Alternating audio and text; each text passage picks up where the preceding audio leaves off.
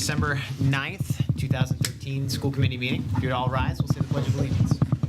We have a great night before us, so with that, we're going to open up to any comments from the general public this evening. We have a lot of excited students, so we'll be moving on to them shortly. With that, comments from the EAPC this evening? Welcome. Thank you. My name is Jackie Perkins. I'm a teacher at the high school. I teach 11th and 12th grade, and I am the vice president for the EAPC. Donna wishes you all well. She couldn't be here for the beginning of the meeting, so she asked me to speak. And I thought a lot about what I would say my first public appearance as vice president. And all I can really think about is what I see in the hallways and what I hear from all of the teachers that I work with at the upper and the lower buildings. It's a wonderful time of year, and it's also filled with a lot of stress. And that stress really, I think, comes between the holidays for the amount of the workload and the homework and getting it all done before break so you can relax and enjoy it. And so I wanted to relay from all of our staff and students too.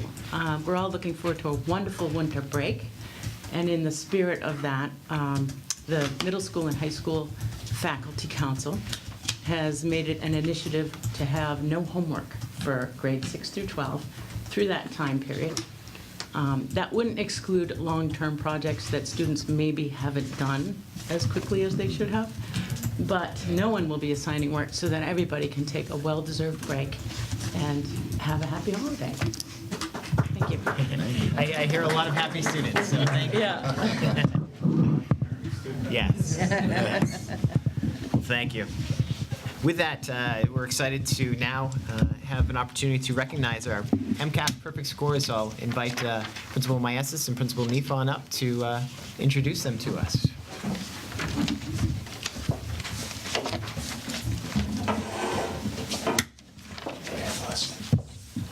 And then they come up to me and shake their hand. Oh, okay.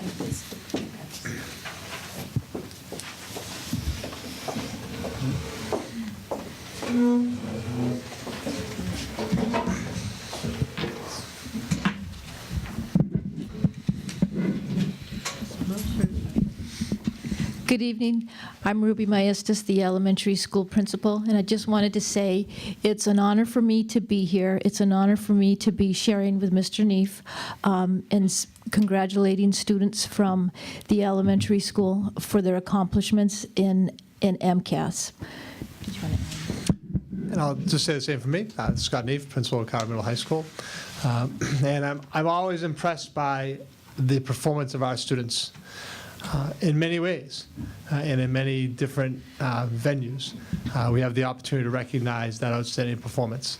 And so tonight that venue is by recognizing those students who had a perfect score on the MCAS, which is a really difficult thing to do. It's an outstanding accomplishment, and we are proud of all of them. All right, so I will begin with grade 4, and I wanted to congratulate William Hill, and we know him as Billy Hill.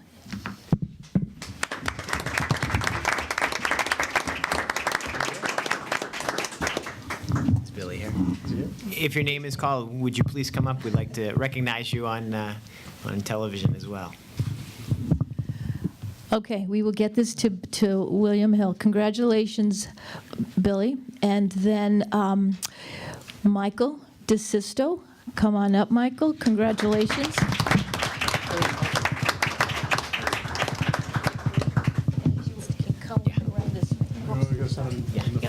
Oh, in the front? I'm sorry, here you go. We'll get this right. Congratulations. Good job. Nice job, Mike. Good boy. Good job done. For a perfect score on the 7th grade MCAS, please welcome and congratulate Caroline Ford.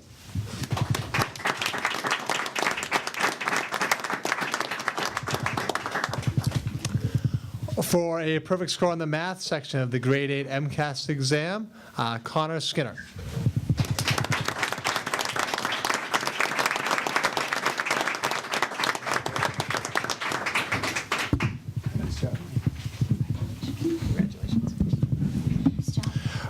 For a perfect score on both the ELA and the math sections of the grade 8 MCAS exam, Madison Staples.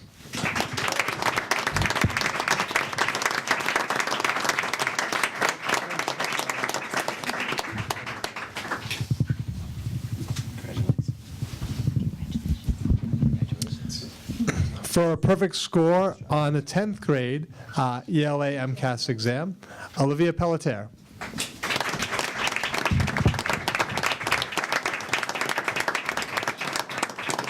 Congratulations, nice job. Nice job. Great job. That's all I did. Congratulations. For a perfect score on the 10th grade math MCAS exam, please welcome and congratulate Brooke Pierce.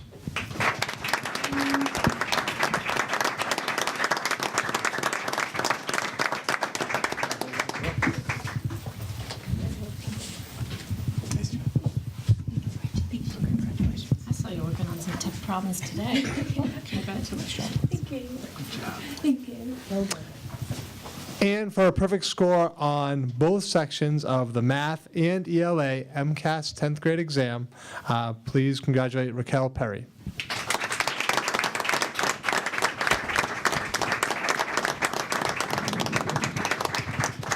We want to thank the parents, and I think some congratulations should also go to you to making sure they come to school well prepared to learn every single day and supporting them along the way.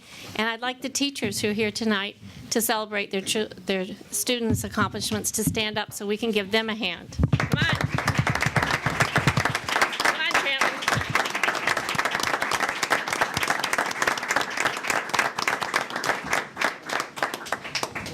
Can I just say something? Sure. So just in keeping with being consistent with Mr. Neef, Michael DeSisto has a perfect score on grade 5 ELA MCAS. So congratulations, Michael. And Billy Hill had a perfect score on grade 3 in mathematics. Congratulations to everyone.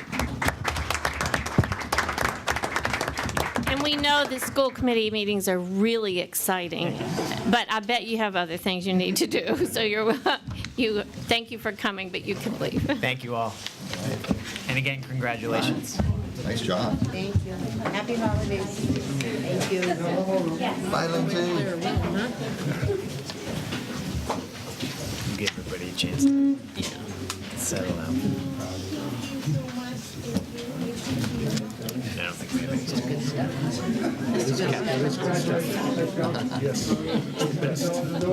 You can't dress in suits. Yes, we should. Congratulations, Happy guys. holidays, folks. Thank you. Good night. Great job. You too. Good night. Happy holidays. Good night, folks. Good night. Happy holidays. Congratulations. Good night. Good night. Again, great job, everyone. With that, we do have an update from Student Advisory through a note left to us. We have either here. We Well, don't, but we do have a note. We have an email from Sunday night. Liz will handle Students are that. very busy, so. Yes. Yes. So from the Student Council had its November fundraiser, the Warm Winter Wishes, raising just about $400 for the council. It hosted the first annual Mr. Crusader contest last Thursday, December 5th. And at the event, 8 students competed with talent questions and questions and answers and impressing the judges to win prizes. Nathaniel Singer came in 3rd, Evan Hermanu 2nd, and Justin Schindler for 1st. So the event raised $300 for the Student Council pledge for the Polar Plunge in Special Olympics donations, and the Student Council will be participating in the Polar Plunge on New Year's Day. So Excellent. They're very busy, too. Thank you.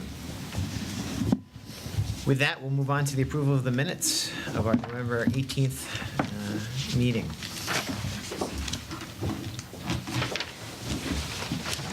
Everybody's had a chance to look that over. Do we have a motion to accept? I make a motion to accept the minutes from November 18th. We have a motion. Do we have a second? Yep, we have a motion. Do we have a second? Second. We have a motion and a second. Any discussion, corrections, changes? Seeing none, all those in favor? Aye. Any opposed? And one abstention. With that, we will move on to communications. Liz? Under the tab in your notebook of Roman numeral 6, you will see from the Anti-Defamation League, we receive these every year, but I thought it was good to remind people that what's acceptable and not acceptable for holiday celebrations in schools. And so we always try to comply, and I just thought I would give that to the school committee. We have a congratulations letter from the Boston Fisheries Foundation to congratulate our culinary students, and they did a great job working with them. Also want to recognize a member of our community, a good supporter of our schools, and one of the Board of Selectmen, Dick Ward, was given a great honor for his contributions to the farming community. He got the John Oganowski Award for community contribution, so we can be very proud of Mr. Ward, also a former teacher in our schools. If many of you might remember Kathy Sharon Matthews as a social studies teacher in Carver, and also former Carver Vice President of the EAPC, who served us for many years as a teacher, and when she left, she gave all her teachers in her department a LCD projector. She gave them a gift. It was very amazing. And then she went right to work for the EAPC as the secretary, but she has finally retired and is just going to enjoy things. So Kathy sends us a note for the help and support she felt like she got from us, but it's really more about what Kathy did for us, you know. Absolutely. Well, our thanks for all the years of service. And our culinary students, once again, pulled in some honors at the Pilgrim New England Food Festival down at the parade for Thanksgiving. And there was a picture in your booklet, and they served pulled pork. That's what we had to pick there. Yes. So, and like I say, a very busy fall. Move on to. So we've had several openings on the Old Colony Regional Vocational School Committee for far too long. We finally have someone who wants to serve. And Mr. Banzo, and would you like to come up? And you're not Mr. Banzo, no. He's our He's our lone rep. Okay, so you're looking for the help. Well, we can still vote him in, even though he didn't come here. But, so this approval is usually a joint appointment by the Board of Selectmen and the Town Moderator and the school committee.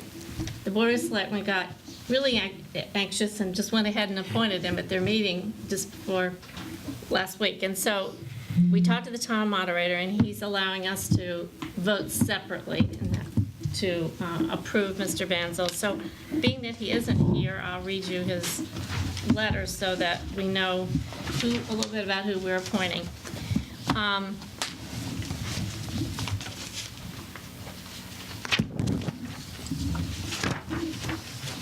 So Mr. Banzel was a VOTEC graduate from Old Colony, but at that time he lived in another community, not in Carver, and he feels that he should be able to give back to the kids that will be shaping our future tomorrow. And now he does live in Carver, and so he's volunteering his services. So for this, we need a vote. Sounds good. We need a motion. Yes, sir. There are two openings. One expires in 2014, which is May, and the other is 2016. So it needs to be determined which vacancy. The selectmen didn't. They didn't vote on either one. Okay, so would you give us some good advice about which one you'd like for us? Well, 2016. I would say my recommendation is to keep him as long as possible, so to make it the longer. I know, I just wanted to get it from you. So in the motion, I would recommend that date would 2016 term? for the term of yes. Okay, then I'd like to make a motion for John Banzel, correct, for the term ending in 2016, to be appointed to the Old Colony Vocational Technical Regional High School School Committee. Excellent. We have a motion. Do we have a second? I'll second. Motion and a second. Any discussion? Seeing none, all those in favor? Aye. Aye. James, did you have a discussion? Yeah, actually, I just would like to make a comment, only Sure. because as I'm sitting there listening, I think it's fantastic, and I wouldn't want to discourage any involvement. I just feel kind of odd voting on someone For who's not not being here. here. Yeah. And just a note of that, I have no problem, we need the bodies, and there's another opening also, so please roll in more, but just want to note on that. Understood. And clearly, everyone has scheduling challenges, and we hope it's not due to lack of interest. And- Right. I wouldn't Yeah. consider that if he's applying for the position in the first place, but. Sure. Sounds good. So, aye, yes. With that, we'll move back to a vote then, and seeing discussion is completed. All those in favor? Aye. Aye. Any opposed? Seeing none, it is unanimous, Maybe. unless we have, good evening. Are you John Benzel? I am. Oh, Excellent. welcome. Yeah. Perfect So timing. much better now. Congratulations. Well, congratulations. We just voted you Voted you in. in. Would you mind coming on up and introducing yourself and give us a chance to get to know you a little bit? Coaching my kids' basketball game, sorry. Not a problem. Very nice. Well, just share a little bit and what interests you about being on the school committee for the Old Colony. Well, my name's John Bansel, 12 Brockton Ave. 2003 graduate of South Shore Votech. Votech graduate, automotive. Never worked a day on a car out of vocational education, but I have a strong sense that vocational education is important, and saw the vacancy and figured that, these kids could have somebody with a good vocational background, batting on their side for them, and, understands the vocational school system and how it works, and really kind of interested in doing that. Well, we appreciate from our end, we appreciate your interest, and we know, just from a little bit I've heard, it sounds like we're going to be well represented on the committee, so Thank you. again, congratulations. And from my perspective, thank you for showing up. So, did you have any questions for us? Yes. Okay, well, you're duly elected. I'm sorry you had to do it twice. Congratulations. Yeah. No worries. I don't know if you've had an opportunity to meet your fellow committee member, so he is in the back, and I would love the opportunity for you guys to meet and talk a little bit. Awesome. Thank you, guys. Congratulations. Thank you. Yes.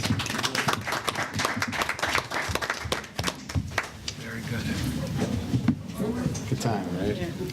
Next, we usually do these at the end of the agenda, but for obvious reasons, we wanted people not to have to wait around until we're through.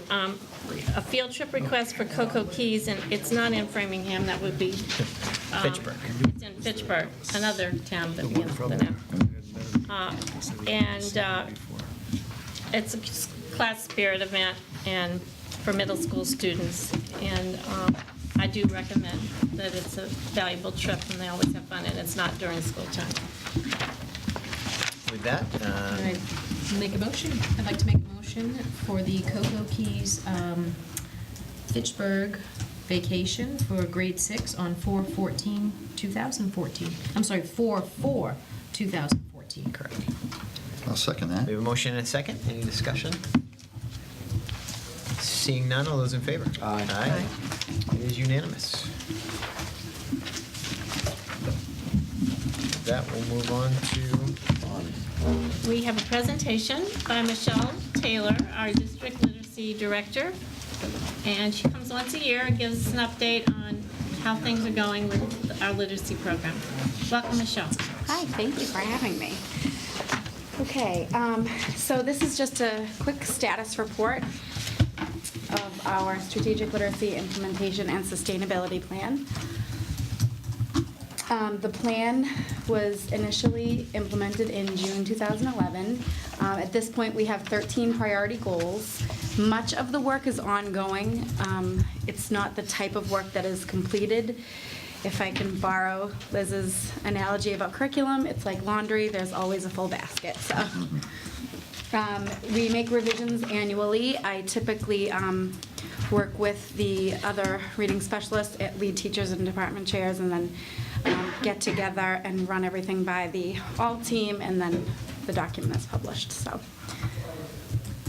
All right, so I'll just very briefly, it's a 14-page document. I'm just going to give you a snapshot of what each goal looks like, and if you have questions, I'm happy to answer them. So the first goal is to continue with our use of progress monitoring data to adjust instruction, and this goal actually works really well with our new teacher evaluation system because that is one of the standards. We'll continue using universal screening tools in grades K to 5. We also benchmark at-risk students in grade 6 using the Dibbles Next assessment. We implement a benchmark writing assessment 3 times a year, K through 12, and we analyze that data by way of reading data meetings, math data meetings, and we use grade level PLCs as well. Professional learning communities. So this is a lovely snapshot of what the reading data meetings looked like this year. We typically use a lot of technology, but we've had in recent years some turnover in staff, so we wanted to sort of go back to basics with this process, and we wanted the teachers to be able to have a little more ownership over the data and the formation of instructional groups. So we went back to what's sort of deemed an old-fashioned tool called a data wall. So all of the teachers at every grade level was given a data packet, and we sat with the reading specialists and used a coding system on some Post-it notes to do some sorting of students so that we could make sure that we provided the right type of instruction for each level. That's just a little picture. It's the only fun picture in the whole presentation. I'm sorry. I started it early off with a bang, I guess. Okay. The second goal is to continue to include time for collaboration. That's something we've been working on in response to teacher feedback, especially for the co-teaching inclusion classrooms. And providing time for peer observations to support new teachers, veteran teachers, teachers learning new curriculum strategies. The third goal is to continue with our professional development that targets understanding and competency and instruction of research-based literacy strategies. So some of the professional development that is ongoing this year includes Project ECRI, Keys to Literacy, Empowering Writers, our rubric alignment project with Gail Breer, and we are going to begin training with The Hill on close reading. The fourth goal is to continue to incorporate the Gail Breer written language assessment strategies in grades K through 10. So that is to continue to refine the tools and the prompts to better align with the expectations of the Common Core and any future assessments, such as PARC. We actually had a series of workshops this September, and we will do some follow-up actually next week with Gail. The fifth goal is to develop and implement ELL programs for students with limited English proficiency. At this point, this is one of our biggest populations that we've had in the last 4 years.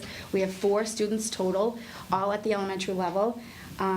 They were all given the WIDA placement test. They will be given the WIDA access assessment, and they are currently provided with sheltered English immersion instruction by one of our reading specialists who's also trained in the WIDA standards, the WIDA assessments, and the ELL category trainings.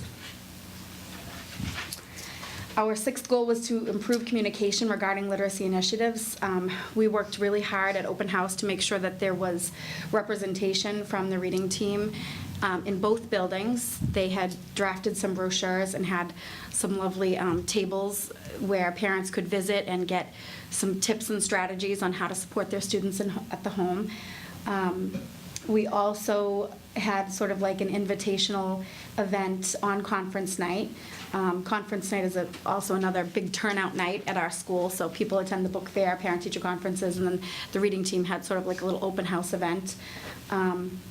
We also are communicating about our school-wide reading initiative called Read Across America. We're using the newsletter, some announcements made every Friday, and we're emailing the classrooms to keep everyone posted.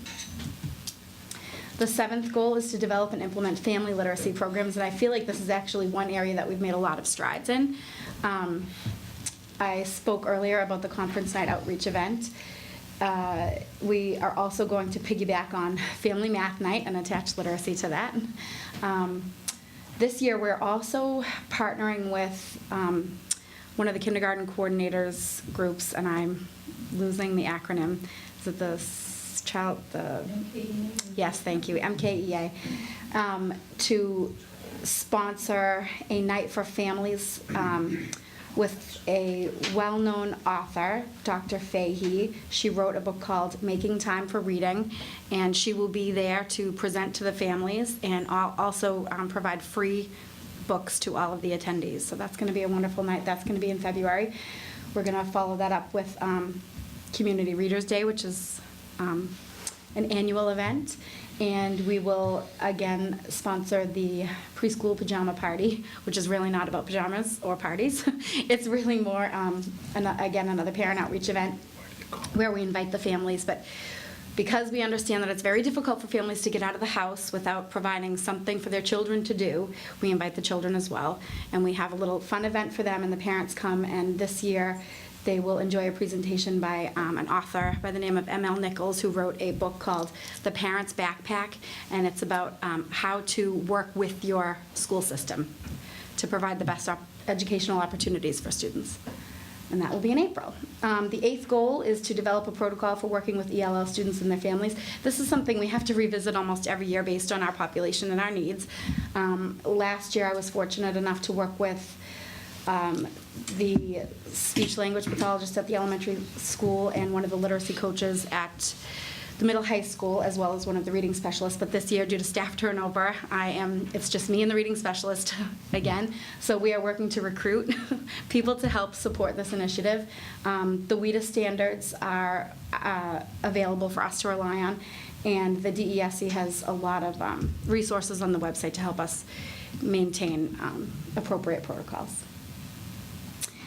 The 9th goal is just to make sure that the leadership teams in place in our system support data-driven decision-making to improve the curriculum. We do that with scheduling. I feel strongly that the new teacher evaluation system is helping with that. The administrators also participate in a lot of professional development opportunities.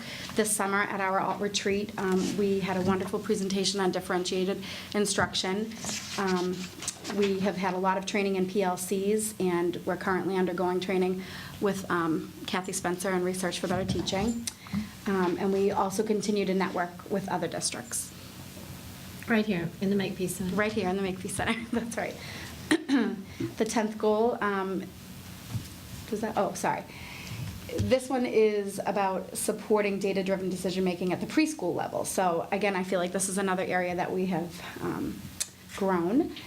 We now implement an incoming kindergarten screening tool. I help to administer that, and we collect the data so that we can then get sort of like a big picture about school readiness. What are the incoming kindergartners coming to school with, and what do they need, so that we can provide the appropriate type of outreach opportunities for families and local area preschools and family child care providers. We do that with a survey. We offer professional development for local area preschool teachers and family child care providers, and we engage in parent outreach events such as the preschool pajama party and the evening with Dr. Fahey. Priority goal number 11, we will continue the process of examining and aligning curricula to meet the literacy goals in the new Common Core standards. We did a lot of that work with Gail Breer over the last couple of years. In particular, last spring, the Science and Social Studies departments were able to work with Gail on the reading and writing standards for literacy in the content areas, and the elementary teachers worked with Gail around the writing standards this fall. We also had our Empowering Writers training this fall. It was called Powerful Models, and it's all about how to integrate the expectations of the Common Core into the writing block. So, for example, writing at each grade level used to be somewhat more genre specific, and the Common Core demands that all students at all levels write in all three styles of writing: narrative, expository, and opinion persuasive. So integrating all three styles of writing over the course of the year, appropriate for each developmental stage and age, can be a challenge. So we had some training around that. We're also implementing the key writing routine in the upper grades. So far, Science and Social Studies teachers at the middle high school have been trained. We will very likely continue to train people in grades 4 through 8 in that model, because we try to have vertical consistency in these types of training initiatives so that the students can build on the strengths of the strategies that they've been taught at each grade level, and the writing can improve. We also retrained many staff at the elementary level on the Keys to Literacy answer routine. They revised the answer routine, which is an instructional strategy targeted at answering open response and short answer questions. And because we know that those types of questions on the state assessment are likely to change, we wanted to make sure that our teachers had the most updated training to prepare our students for the challenges ahead. So we went ahead and did that, and the middle high school offer that training on the January Choice Day.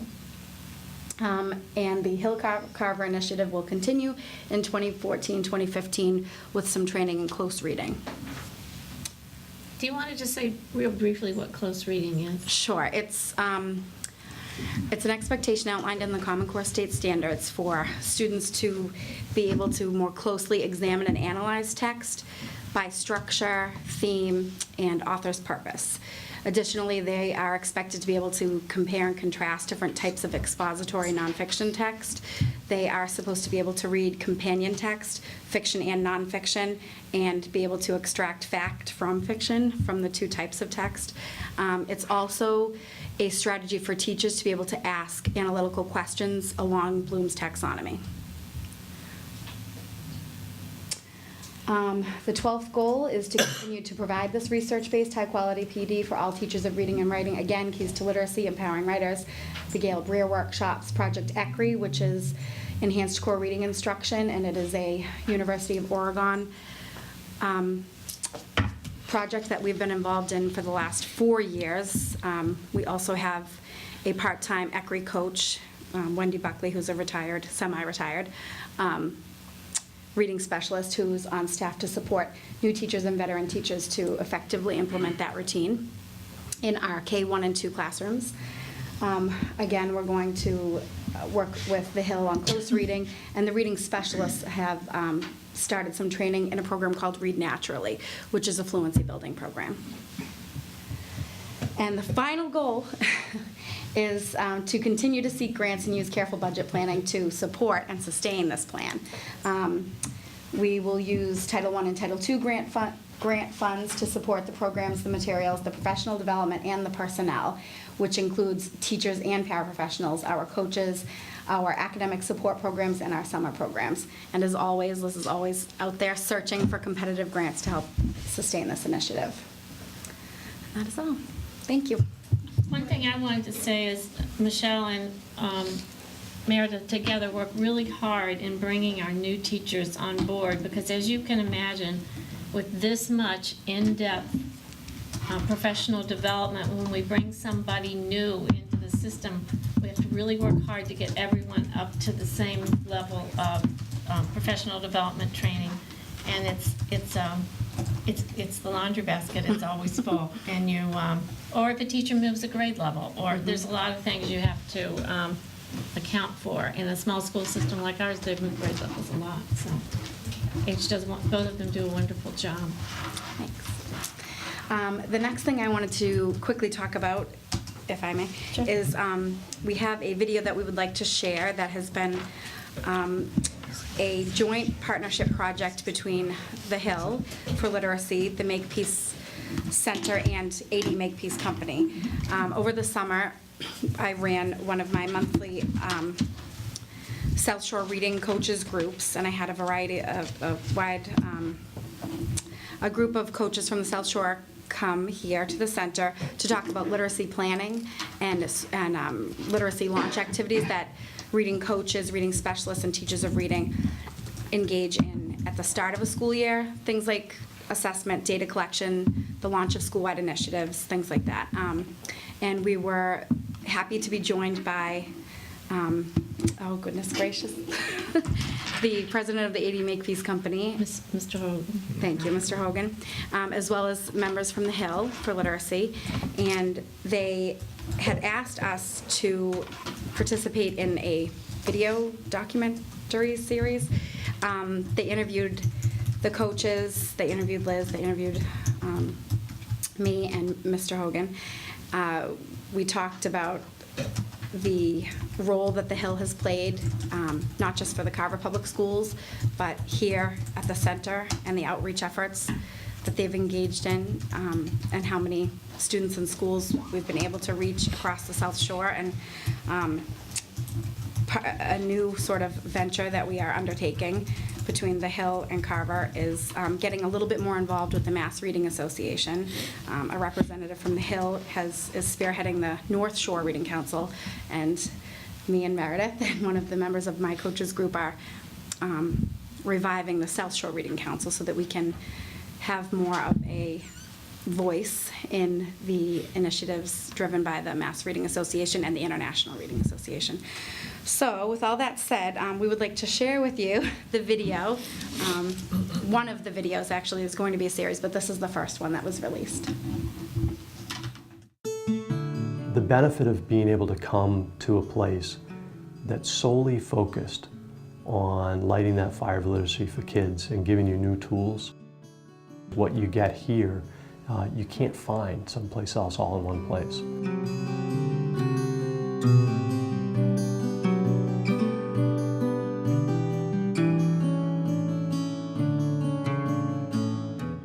I love to read, my kids love to read. The library, the books in our home, the great wide world that it opens. I had the benefit of great teachers as a young person, and they were role models, and they opened great doors for me. Some kids today don't have that access, and teachers are really struggling with limited resources today, and in many cases, difficult home circumstances, to connect with kids and connect those kids to what the future could be for them. We're the largest private landowner in eastern Massachusetts. We run businesses, our cranberry business, our construction business, and our development business, real estate development business. And as a longtime employer of the area, we really struggle with finding the right skill set for our employees. One of the things we realized very early on was that there was a significant issue with literacy. This was a great opportunity to kind of match up our needs with the needs of the towns that we work in. The Make Peace Story is a very generous company with great foresight. When I conceived of the idea of the regional model for dissemination of best practices in literacy, I wrote a grant and I asked them for $22,000. And they really only give small seed money grants, but they believed in me and believed in the results we were getting. When we provided professional development here 8 years ago, we were stuffed into a very small library with small children chairs, and simultaneously there's a computer class in one area and an intervention group in another area. It was the vision of the superintendent here in Carver to create what is now the Make Peace Center. She has painted walls, replaced windows, purchased tables, all the technology that we would need for training. It just is a much more professional look and feel, and teachers deserve that. More than 2,000 teachers have been part of the work here, and more than 55 school districts. So it really has been a very valuable outreach by the Make Peace Company. What happens here is the development and leadership training for teachers and superintendents to be able to go back and help coach and lead other teachers and other paraeducators in how to get kids on fire about literacy. One of the greatest equalizers in the world is education. Our investment in the Literacy Center helps to even that out a little bit, to give the resources to teachers and superintendents and students and families that they might not be able to get access to because they might live in a community that doesn't have the means. One of the things that we're excited about is that they weren't trying to do this on their own. They had found a recognized leader in the Hill who could do this education, who had had success, was driven by data, and had done it in communities and districts that had much greater need than the districts around here and had been successful at it. We believe in education, and we follow the lead of educational leaders when they need resources or when they need assistance. We do what we can to try and support them.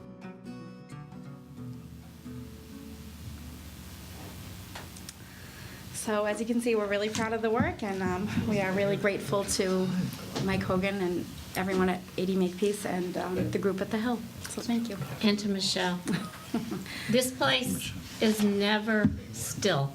I mean, and now we do a great deal of one-on-one tutoring next door as well, which we'll talk about the change in the discipline law that, you can no longer just send kids out for long-term suspensions or expulsions. We doing it anyway, but now we're required to, and so also we use some days, both sides of the building are really, really busy. So it's great, and then they funded us the second year. Which was very exciting. And very shortly after that video shoot, Mike Hogan did say, to continue to reach out to him, and he's happy to support the initiative here. So it's very exciting. Thank you, Michelle. Thank you. Absolutely. That's awesome. Is there any way that can be played over and over on CCAT? I think we can. Honestly. We wanted to let Makepeace have the premier, because, they fund release of it. And now there was a whole agreement with the Hill. And so now we'll be allowed to put it in Carver and on our website. But we had to, as most marketing things do, you have to have time release. So we will be uploading it in the near future, and I'm happy to give it to CCAP. Mr. Chair, can I just say something? Absolutely. I'm just a layman, as you know. This is why I'm so proud of all of you, superintendent, the principals, the teachers. This is the stuff that makes me so happy to be part of this and volunteer my time, my little time that compared to what you guys spend on this. But it's just, I appreciate it from the people of Carver, and I just appreciate everything you guys have done. So thank you very much, and I appreciate it. I say it a lot, but this is a great moment, man. I'm very emotional about this. This is phenomenal stuff in our little town, and I thank you guys for sharing it with the other towns. We're not hogging this for Carver. We are helping the South Shore, so thank you so much. Absolutely, and I just want to echo the sentiments on behalf of the school committee to 80 Makepeace and Mike Hogan. I know Mike from my other life, and I know the great heart and passion that they have for this community and the great work that they do, and the partnership that we have with the Hill and with Makepeace and the school district is a great one, and one that we know we can build on and continue to have a tremendous impact in the South Shore area. So There's going to be another Makepeace-like center in Metro West Boston. Great. The Hill wrote a grant to a big foundation, and they are unveiling that grant. I can't say who it is yet, but they just copied this model. So we have turned it into a model for other school systems. that's great. Thank you again. Thank you. And now we get to talk about money. So are you first, Scott? Oh, no, I got to do We gotta fix management. this first, yes. I'm doing things out of order here. So we did have a few personnel changes. We hired Mary Crovo for a kindergarten paraprofessional, Lee Lawson as a special education preschool para, and Sheena Bellafield for food service worker. Most of these are all because people got other full-time jobs, and we were able to hire new ones. We have resigned from food service is Joanne Byron, and retirement upcoming will be Susan Ferrer, our health aide. She's worked with us for a number of years at the elementary school, and she will be retiring in the new year. We welcome those new, and we thank those that are moving on from us. Right. And then now, Scott, it's you. All right, I'm going to go. You're going to go first? Okay. Follow the. Okay, I was confused by the screen.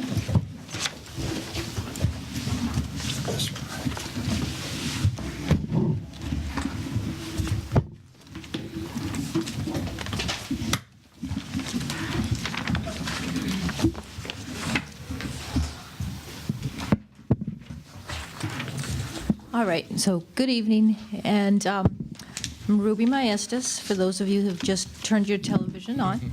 I am going to be the elementary school principal, Carver Elementary School, and I am going to present to you our Carver Elementary School proposed budget for FY15. So I wanted to start off by explaining to everyone sort of our budget process at the elementary school level. What happens first off is our lead teachers receive information, and it's right around October, so you can imagine that they've just started the school year. They've been working for the students for a few weeks, and then they receive information from me that they have to put together the budget for the grade level for the following year. So they receive information from me with regard to enrollment and numbers and what we're looking at, and then it's their job to build a budget for their grade level. They work together with our literacy director, Michelle Taylor, who you just had an opportunity to spend some time with, and with our math coach, Jen Kelly, to determine our grade level curriculum needs. And the special education teachers also work together, and they submit budget needs to me at that time, and that's usually around the beginning of November. The allied arts teachers, the nurse leader, also, they submit all of this information to me, again, the same time in November. And folks all of the educators are also looking at level 2 requests. So these are other items that, sort of things that they would really like to have, but are not a level 1 priority. So level 2 requests are prioritized by our school council. We met in early November to look at all of the level 2 requests, and they work with me on putting them in order by priority. Then the entire budget is approved by me, and I present it to central office. And so what I'm going to share with you tonight is some information. We're going to look a little bit at last year's budget, and we're going to look at our proposal for this year. So this year we have a slight increase of $486. I'm going to go through the next few slides, and the budget building blocks that we have 4 line items: the textbooks, the instructional supplies, dues and memberships, office supplies, and expenses. So those are our 4 cost centers. So I'm going to take you through the textbooks line item and explain to you a little bit of what those funds are used for. So we will be looking at all necessary curriculum materials. Our literacy curriculum is Scott Forsman Reading Street. Empowering Writers is what we are using for our writing program. Everyday Math is our math curriculum. So all of these materials, all of these assessment materials, all of these consumables for all of the curriculum is what this line item is, generally what we use the money for here.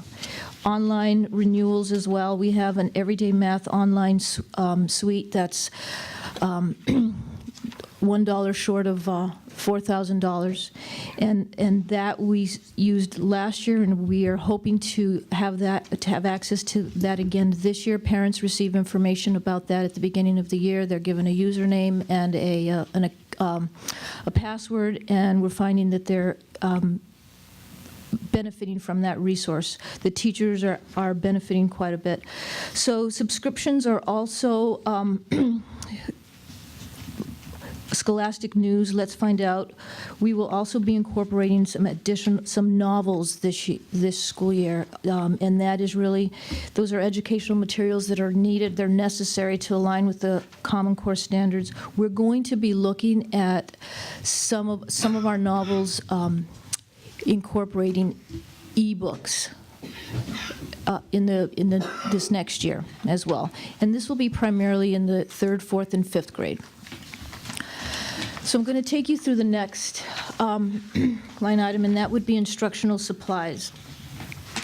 That's another big chunk of our funding.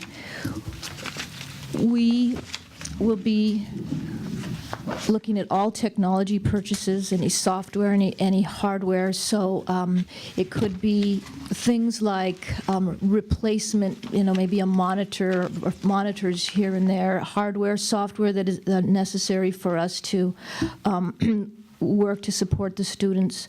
We will be using all copy paper, all classroom academic supplies, and think of anything from pencils to composition books, lamination film, just for, there are things on the desk that students will use, whether it's a map for history or things for science that we often will laminate just because we get to reuse.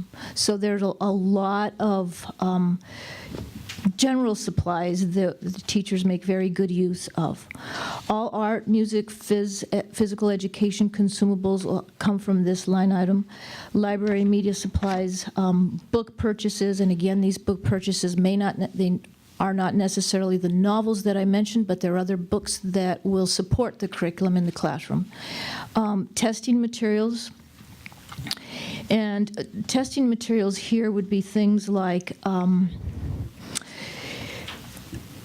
testing for special education liaisons who will be testing students that may need additional support. So also consumables for testing. So whenever you test a student, there are some materials that students will be using that cannot be reused. So in addition, other instructional supplies needed for special education services.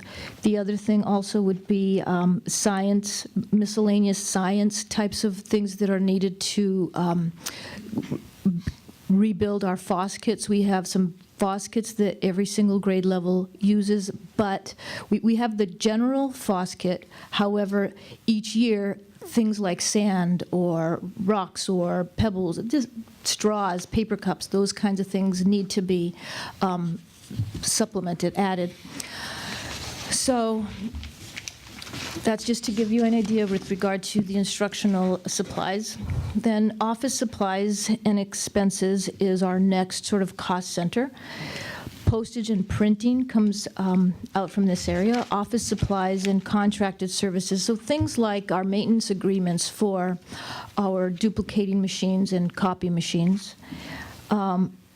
Postage and printing. We send out placement letters every year, MCAS letters, MCAS results, parent correspondence, kindergarten registration packets, so those types of things. We have a postage machine in the office. We have one, and it is used, but basically what you do is you load it at the beginning of the year, sort of like you would load a credit card, and so we have to replenish that each year.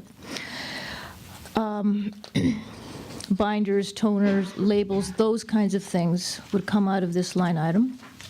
And then the last cost center is the dues and memberships cost center. And things like renewal fees, seminars and training for administrators come out from this cost center, and that's our smallest piece of the pie. I'm going to show you in a bit. I'm going to show you a slide that has a visual that gives you a good understanding of where the bulk of our funding is sort of allocated. So the next slide gives you sort of that breakdown of the cost center. So in FY 2015, what we're looking at, our proposed budget would be $65,616 from the textbook line item. The instructional supplies, we're looking at $55,162. In our office supplies line item, we are looking at $14,808. The dues and memberships will remain at that $1,580. And again, you can look at the FY 2014, the numbers are just slightly different except for the dues and memberships. And the total, what we're looking at is an increase of $486. So if you look at the next slide, this that pie there, I thought that was a good visual, because you'll see that textbooks and materials is the largest portion there, with 48% of the funds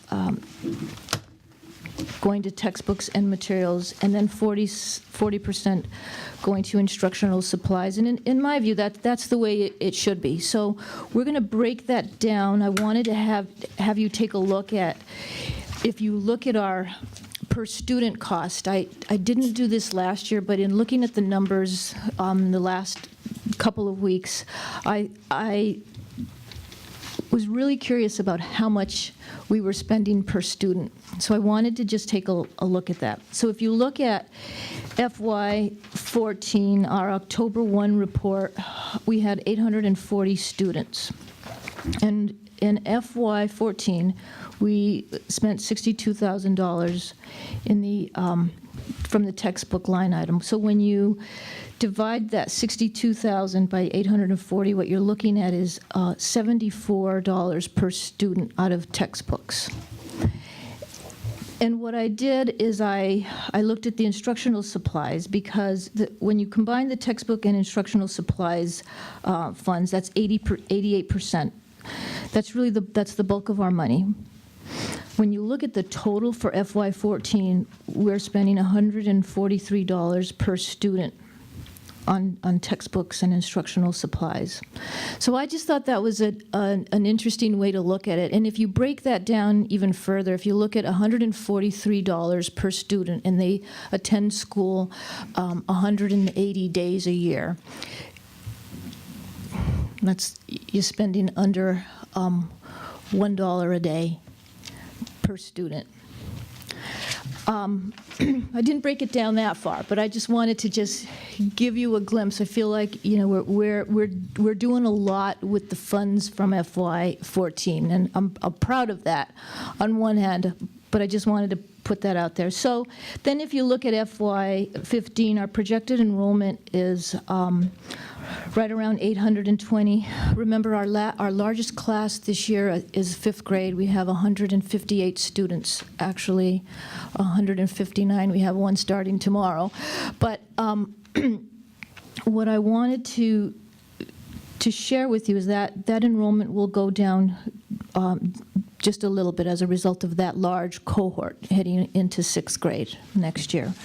But every year we have to build in about 5 students. That's what we've looked at. We gain about 5 students in the summer that register. What happens is approximately 5 come in, and you'll get 1 or 2 that exit. And then kindergarten, I always work with Liz on that. In the spring, she has a formula that she uses with the town. She works with the town, and she's talked about that formula several times. So that's just a projected number, but I wanted to just take a look at that and show you that, again, we'd be right around that $147 total with regard to how much money we're spending on the children with regard to textbooks and instructional supplies. All right, and so the next slide that I have for you, I just wanted to share with you that there are a couple of other things included in this budget that are different from last year. And so I mentioned already the novels that we're going to be incorporating, and that's in grades 3 through 5. Then we also have some costs associated with MKEA. We heard Michelle Taylor just mention that a little bit earlier this morning. That's Massachusetts Kindergarten Entry Assessment. So our kindergarten teachers, including our preschool teachers, are working very closely with Mrs. Paula Foley. She's our kindergarten coordinator. And the state with regard to new standards for entry assessment. Our teachers are being trained in taking data, observational information, lots of data with regard to all of the students in kindergarten. And going forward, they will be required to be putting together electronic portfolios. The electronic portfolios for each teacher will cost $50 per teacher to register for this. So 6 teachers in kindergarten, 2 in preschool, that's $400. And you see that increase is, a little over $486. But that's something that I just wanted to share with you, that's a little bit different from the previous year. There is so much more information with regard to MKEA and QRIS and what actually that means. Basically, they're standards that we will be involved with needing to follow, standards regarding curriculum, standards regarding management, safety, health, indoor environment, outdoor environment, family and community engagement. Mrs. Taylor had mentioned a little bit around that. And then with regard to also to leadership and training for all of us at the elementary school level. So that's just a little bit on the other that's included in this budget. And then I wanted to add for you so that you would know what types of things our teachers are looking at that would be really nice to have. So they're level 2 requests. So we had a level 2 request for computer task chairs, and those would cost us about $4,500. We've had computer chairs that we've used over, I believe, Mrs. Barker shared with me, it's over 10 years for sure. So This is in the IMC? yes. So she would like to have that would be a nice to have, but the chairs that they have we are using right now are they're still functioning, and when we need to we repair as best we can. The other nice to have would be 2 color laser printers and ink, and that would be about $1,440, and that was a request made by fifth grade teachers. They also made a request to have document cameras in the 5th grade. The teachers also made a request to mount the smart boards and projectors, which would cost about $3,600. Our smart boards and projectors right now, the smart boards are set up in various places throughout the room, and then they have to remain stationary, and if you bump it a little bit, you have to reset it. So it's an excellent tool. However, it can be a little finicky sometimes, and one of the big wishes at the elementary school is that they could be installed, but that's In a new building. in a new building. And then the other item that came up on a level 2 request was to replace the 2 hoops in the recess yard, near the elementary recess yard. And we had Mr. Siedentoff take a look at that, and his estimate would be $2,000 per hoop to get new hoops and installed. So just to give you an idea of what the types of level 2 requests that were coming from our educators in the elementary school. Did you have a cost for the cameras? Yes, I do. So the document cameras, looking at 5, would be $1,875, a little more than $300 per document camera. And basically, the document camera, it's a great tool. You're able to set it up and use it. It has many functions, and it works very well to support students that have some visual needs. So you're able to use it for So like a projector, projecting. enlargement of Yeah, so you can a document you can scan. Camera on a Yep. gooseneck that goes down like that, so you can, if a teacher's solving a problem on a piece of paper, you can put it up there, kids can present their work there. Right. modern day overhead. Yes. Yes, Yes. they used to be about $1,500 about 6 years ago, so it's a It's dropped quite a bit. We currently have one. Actually, the PTO was funded one for us, so the teachers are able to check it out from the library and borrow it. They absolutely love it, so they would all love to have one. So $1,875. Thank you. So that is what I have with regard to our proposed budget for the elementary. Any questions? Sure. I'll open it up to the board. Yes, and we do have members of the Finance Committee as well. We welcome your comments or questions. Question, but not as representative of the Finance Committee. Relative to textbooks, with technology being what it is now, is there a thought or is there a cost advantage to maybe having soft copies of textbooks available as opposed to hard copies? Maybe balancing out the quantity of books versus some online availability? And so just so you know, the textbook line item at the elementary is primarily for consumables. The textbooks that we've purchased, we purchased them several years ago, and they are reused every year, and they're actually well taken care of. So to your question with regard to online subscriptions, I mean, we're definitely looking into that, and as we look forward to the next couple of years with regard to the Common Core, there will be new additions that are... To serve all of the students in the elementary school, we have 60 computers for 840 students. We have no way of providing any one-to-one sort of way. We got a warrant article this year, and we're able to purchase 180 iPads for the middle high school. We're hoping to do that next year for the elementary school because they need it. Because you're right, most of these things, the hardcover textbooks will eventually be going away, not right now. But right now we have no technology to support it. So, and like she said, most of our textbook purchases are consumable items. But Where my question was going, it wasn't necessarily for in-school use, it was more for homework use or, off-campus use. Most of the books we buy come with the home license. It's part of the cost. Okay. So you don't, that they give it to you.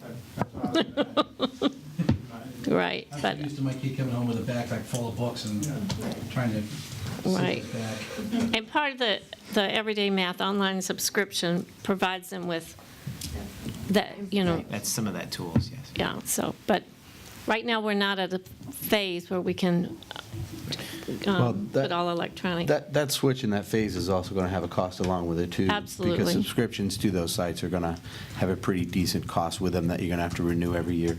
And consumables are generally pretty cost-effective, really, because if you switch and copy and do that kind of stuff, you're spending more on printers and toners and broken machines, and it's really, for now, the best route to go, because the infrastructure that you're going to have to build to be able to access that many computers at one time is going to be a huge cost. And we don't have enough electricity in the Governor John building where they'd be mainly used Right. third, fourth, and fifth grade. We can't support that many computers turned on at the same time.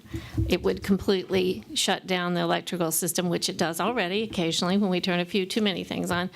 But the theory with the iPads is we will be able to charge them at night when nothing else is used.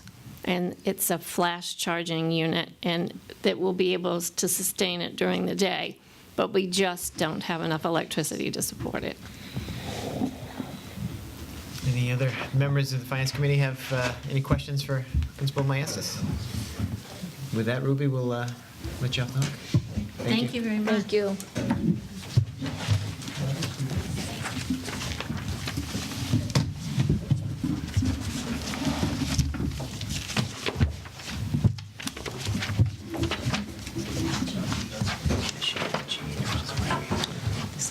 Some of those level twos seem like pretty workable requests, although I think I instinctively went for the last one because I thought it would be a fairly easy route to go, but I might investigate that a little bit, though, the hoops, I think. The hoops, yeah. I know, we just got some new ones this year, and it wasn't that much. Well, the whole structure has to be The rebuilt. post and everything, yeah, we put 2 new ones in this year. It was Then the whole fairly thing is, decent where do cost. we put them, because we don't know what we're doing. Yeah, well, that was the other part that I was, especially at a cost like that. Yeah. Excuse me. Mr. Neef? Adam Advance. Good evening, everyone. I'm Scott Neef, principal of Carver Middle High School. So my presentation is modeled very similar to Ruby's in terms of how we're going to go through the different cost centers for the middle high school. But I started out a little bit by just talking about the concept of a level service budget, and I wanted to give a little bit of a historical perspective on what the budget for the middle high school used to be and what it now currently is, and the reductions that the school has faced over the last 10 to 15 years. Because I think it's always good to have that framing of where we once were to where we are now. So each year, the district prepares a level service budget, which means no growth in personnel or programs. And that's the budget that we proposed for this year. So this year's budget was $212,936. And next year's proposed budget will be $212,936. And really, over the past 12 years, the building level spending power has been eroded by inflation and budget cuts. And looking at that, if we go all the way back 13 years ago to 02 budget, that time the middle and the high school were separate buildings. But servicing a similar number of students, a little bit larger then. So both the middle school and the high school was a little bit larger at that time. But the budget for those two buildings at that time was $317,881, compared to the FY15 budget of $212,936, which is a different $104,945, which is about a 33% reduction over the past 13 years.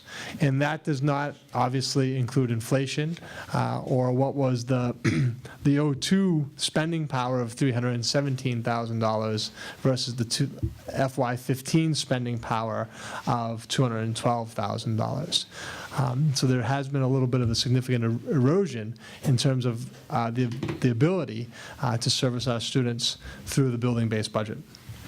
So what's been the impact of these reductions? The inability sometimes to maintain and replace textbooks, which we just talked about a little bit.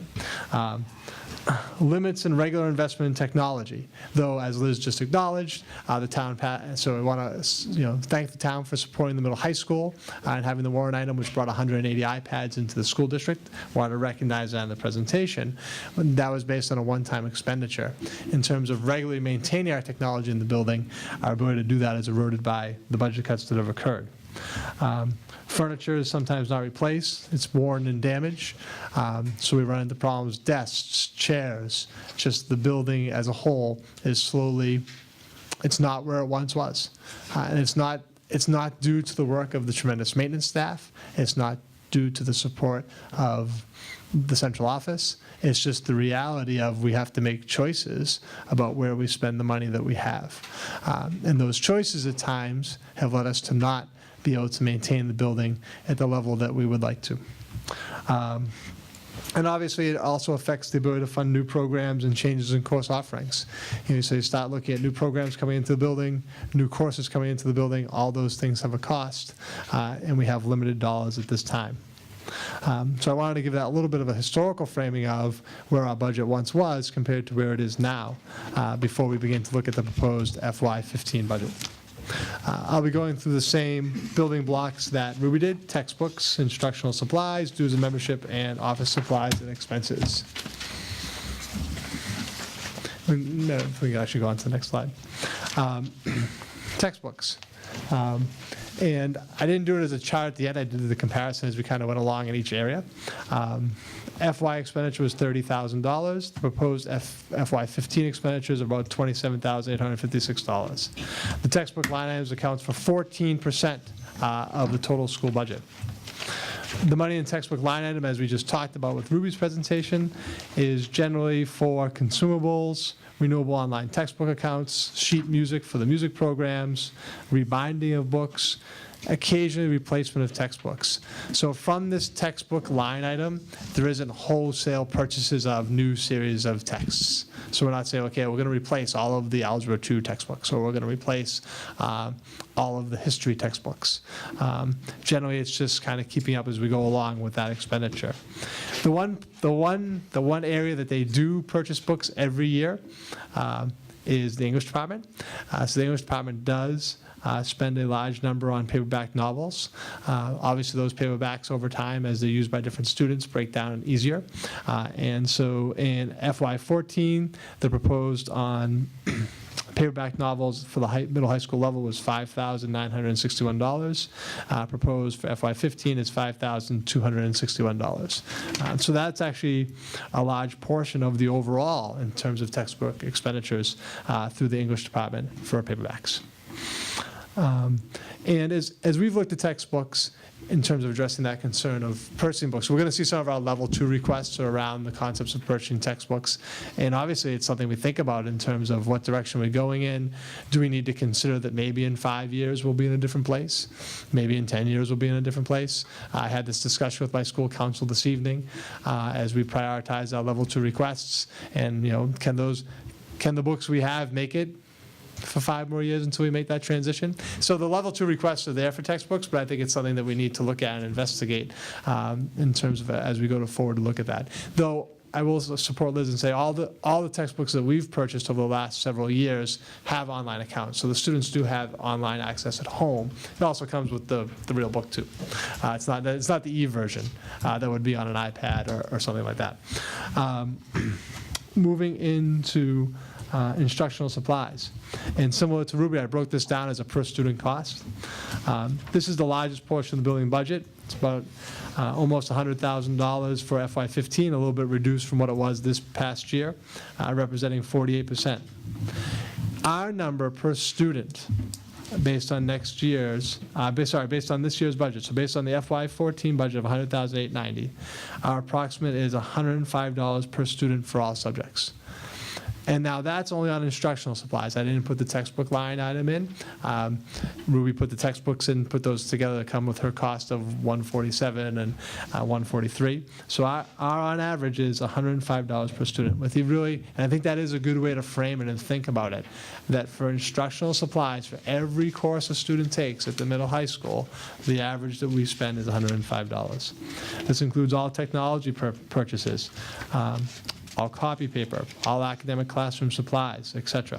I don't have to read through the whole slide for you, but it's pretty all-encompassing, and I think it's a credit to our departments that they're working hard with the funds that are available. Dues and memberships for us is the smallest piece of the pie. Our FY15 proposed is only $3,720. This includes clubs and activities, the math club, the National Geography Bee, musical festivals, teacher affiliations. Really, ultimately, this is a part of our budget that's really dwindled over the last 5 years. If I pulled out our budget from 5, 6, or 7 years ago, you would see a higher amount here. And the individual departments have just said, we have to shift that money into instructional supplies. So sometimes through dues and memberships, we used to pay for affiliations for teachers, for a number of teacher organizations. At the high school level, pretty much every subject area has affiliations that go along with being a teacher in that subject area. We used to pay the dues and memberships of our teachers for those through the building-based budget, but we've moved away from doing that, saying that, based on the availability of resources, those resources really need to be moved towards the instructional line items. And so that's why the dues and memberships portion has become such a small piece of the budget. And then our final cost center is office supplies and expenses. Pretty consistent with what it was last year, about $33,000. The overall for FY15, it represents 16% of our total budget. This is professional development opportunities that we send our teachers on, which the central office also has a professional development budget, which they also do provide a lot of professional development for teachers, and the district also provides a lot through grants. So it's not like the only professional development our teachers get is through our individual budget, but we do have a piece of our budget for professional development. Posters and printing, graduation expenses, dues and memberships for our affiliations like MIAA for sports, NEAS, the New England Association of Schools and Colleges. Our dues and memberships alone represent over $8,000 just to belong to those organizations and participate. And obviously, we're going to pay those dues and memberships because we want to be a part of the MIA. So that's the overall in terms of the office supplies. In terms of the process that we follow, very similar to Ruby, department chairs build the budget for the individual line items. They allocate their total sum of money as appropriate into 3 line items: textbooks, supplies, dues, and memberships. And as I said, there's been a shift out of dues and memberships into textbook and supplies. Really, actually, over the last 5 or 6 years, there's been a shift out of textbooks. Departments are putting most of their money into the supply line item. They seek input from teachers in the department in building the budget. Department chairs also develop and justify level 2 requests. The entire budget is approved by myself and then sent level 2 requests are prioritized by the school council, which was actually happened this evening. So we had all of our level 2 requests, and we had our we just finished our school council meeting before we came here. And then the entire budget is sent to the central office for approval. In terms of level 2 requests, I didn't list all of ours. I don't know if Ruby listed all of hers or not. I have 23 in total, so I didn't list them all out individually. I just wanted to give you a sense of what they are. They basically break down into 2 general areas, textbooks and technology. So we're looking to replace our U.S. History 1 and U.S. History 2 books. They're pretty worn down. They're out of date. And they're broken down enough that we're having a hard time having an appropriate number of books for every student. French 1 and French 2 are probably our oldest books in the building. Though I'm sure French hasn't changed a lot. You could definitely figure out that French hasn't changed a lot, except that the French 1 and 2 books definitely talk about things, for example, like how to say tape recorder in French. So the books are from the late 80s. The original books are purchased with the school district, so they're using books from the 80s and early 90s. So the foreign language textbooks, and like I said, that's that whole discussion of. I was joking in some ways, but French 1 really hasn't changed a lot in terms of the language itself. Though, yeah, obviously you have to work at the change of words and that big picture piece. But obviously our teachers can supplement that. So that's an area where you can look at and say, do those books need to be replaced? They've actually been in pretty good shape considering they're books from the early 90s. AP statistics. In terms of our AP courses, the College Board only approves recommends a set of books that meet the curriculum for the College Board to approve it as an AP course. So our AP courses, sometimes we do have to look at the textbooks that we're using, and sometimes those may get updated more frequently to make sure that our texts align with the College Board approved AP courses, and that's the reason for the AP statistics. This is a big request. It's under textbooks, but it's not really textbooks. It's more of a curriculum piece. We're looking at realigning our middle school curriculum in science in grades 6, 7, and 8 to a more integrated approach, an approach that's more inquiry-based, based on problem-solving units, in which the students will be given a series of problems to solve, in essence, through science. And it's called CPUP. Liz actually I don't know if Liz wants to talk about CPUP at all. She may not want to. I'm not trying to put her on the spot for that. It's Science Education for Public Understanding program, and it was developed through, it's a teacher's project, through the University of California at Berkeley, and I worked on an assessment piece of it for years with middle school teachers all over the country. But it is the most valued, highly recommended curriculum, and this price comes with lots of training too. It comes with training for the teachers, it comes with the texts, it comes with all the materials for the units. And yes, it comes, it's fully supplied at the $56,000, including teacher training. And like the French, we now have modular textbooks, which we probably wouldn't throw away because they still have good information, but science does change. Changes on a regular basis, and it's a very high need. But I did want to point out that this came out of our NEAS visit too, is we do not have a regularly scheduled textbook replacement cycle. Right. That was one of the things that they thought we could improve on. But the way we buy textbooks is if we have a mild winter and we have budgeted for utilities that we don't have to spend, then we have this level 2 request. And that's why they're right there ready to go if in April we figure out that we're going to make it and we can actually buy some books. And that's the only way we buy books, which is horrible. But since 2006, when I came here, there has been no money. And we need teachers to teach the students, so I can't move money from that into textbooks and supplies. So the teachers do an unbelievable job of working with outdated information and textbooks, and they spend hundreds, if not thousands, of their own money to buy classroom supplies. It happens every year in every classroom, And I visited all but 6 of the middle high school teachers this past week, and everybody's buying stuff all the time for their kids. And, you know, it might be even worse at the elementary school because they have so many other little things they need, markers and this and that. And we just don't have the budget to support it. I mean, when you spend $143, not even 80 cents a day on the heart and meat of what we do, it's just hard. But it's been this way forever. So we do need to do all of these things. And we did manage to buy some math books, and the textbooks now at the middle high school level cost more than $100 each. So it's you know, and when I took this job, there were about 60. So that's the inflation on textbooks. It's very difficult.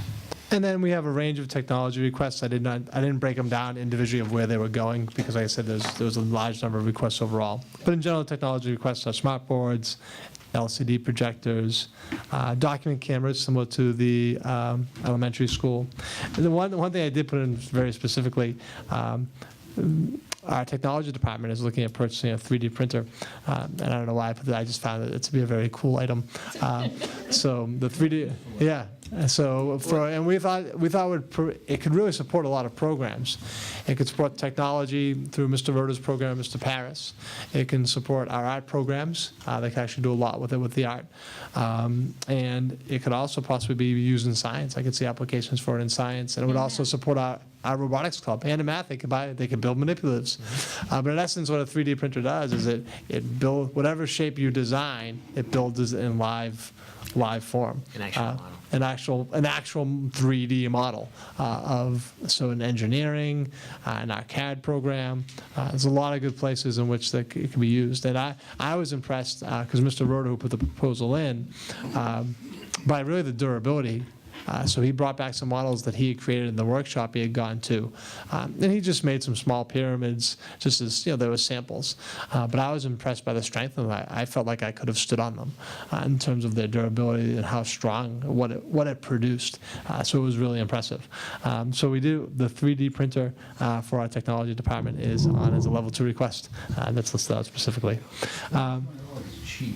Yeah, 3D printer. There's a wide variety of.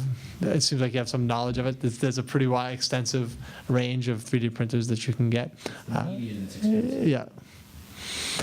He's also gone online to a donation site. Yeah. Well, the state actually has a site that you can access the software free of charge. So for part of a school system, we have the ability to be able to do that and save it. I had a chance to talk to him a little bit at the National Honor Society night, and to me, they are cool, but they're a tremendous tool, and I think it's one that's going to be a staple in schools, if not sooner than later. So. And I think obviously we're saying the technology department put in the request, but it really is something that probably could be used by a wide variety of areas in the building.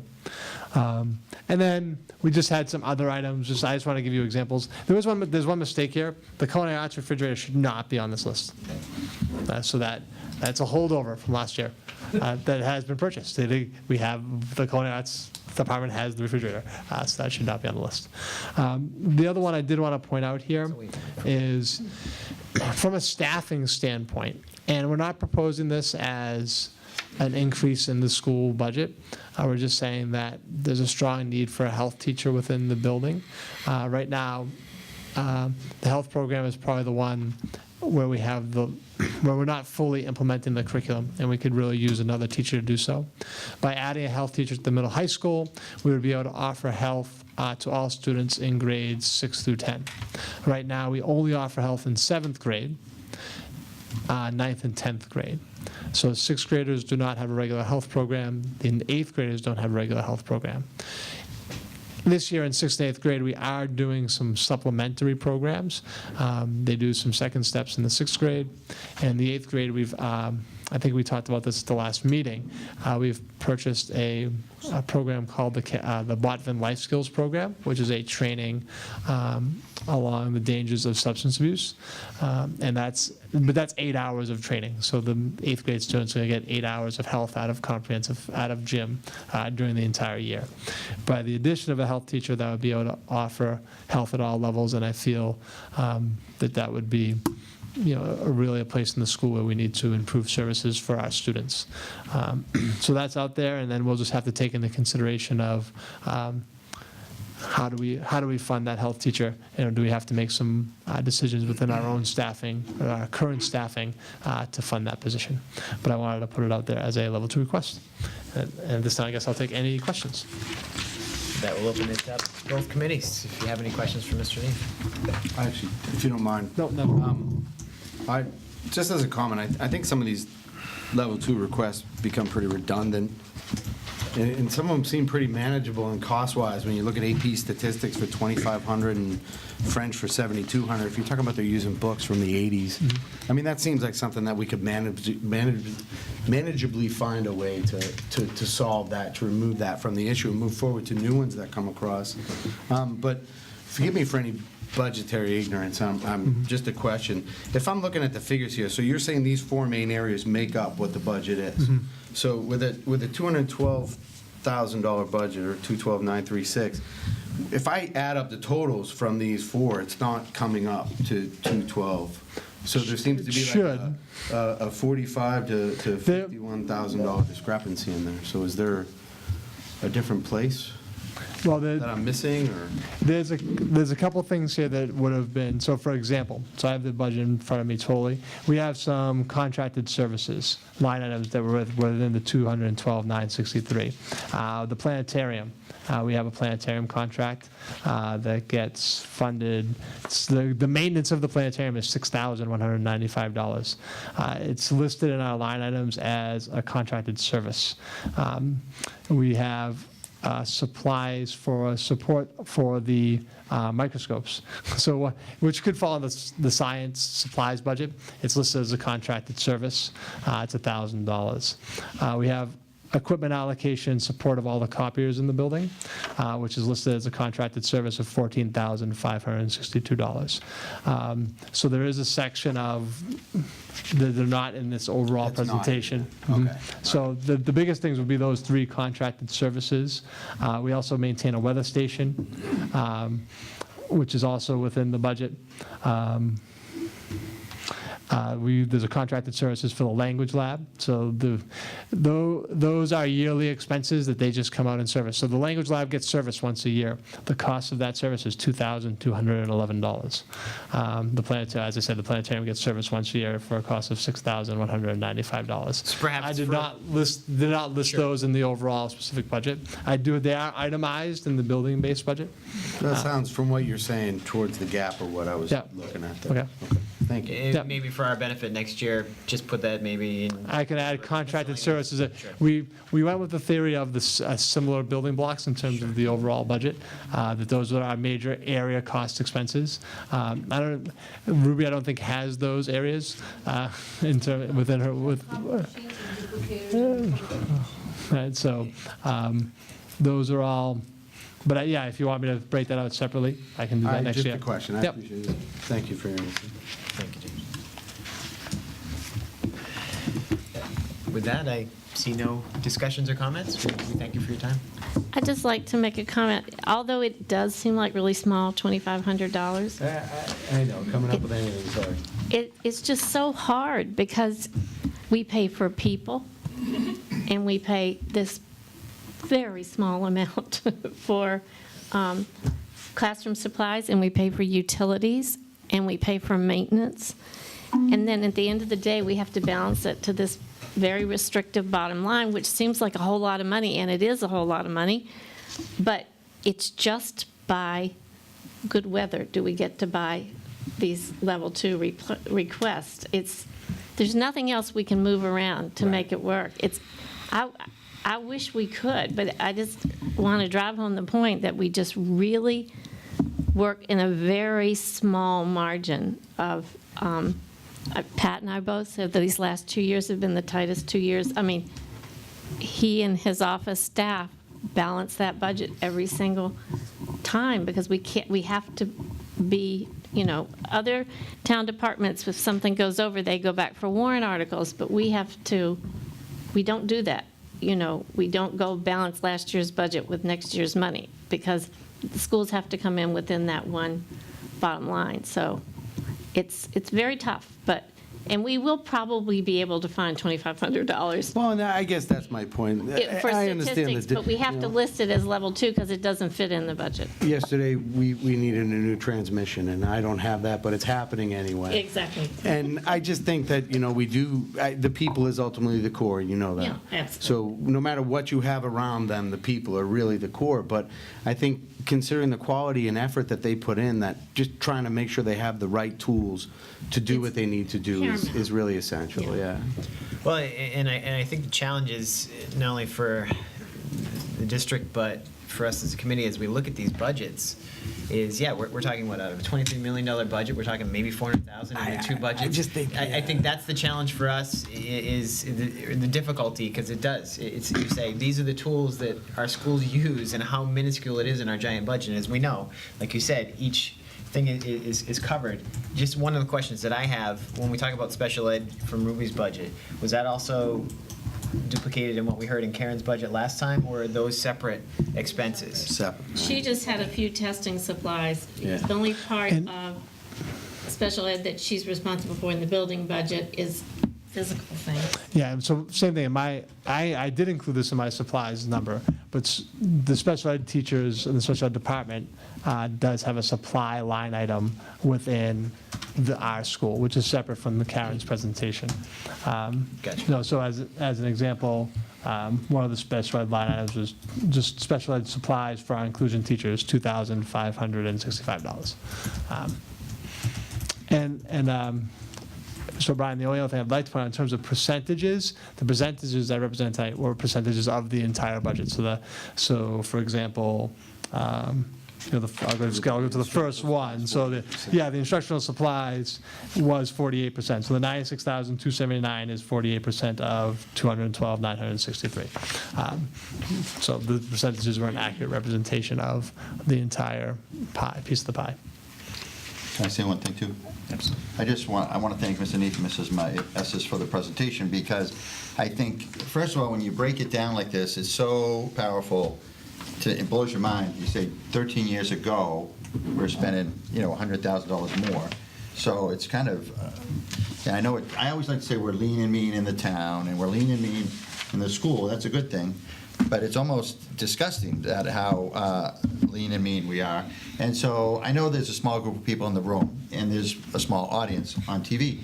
So I think all of us should not hesitate when someone in the community tells you there's some waste going on. Don't be afraid to educate them and tell them what you see today. And I know just from working with these fine people how they do try to uncover they turn over every rock and uncover everything they can, and they're looking at the most efficient dollar. So I know when I was, years ago, or newer or more naive, if someone said to me there's a lot of waste in the town or a lot of waste in the school, I'd say, well, maybe there is. But, the more I've been around and the more educated I am on this, there is no waste. It is lean and mean. It's emaciated. So just don't be afraid to, talk to your fellow citizens about, how lean and mean it is, just for lack of a better term. So, again, thanks, everybody, for this.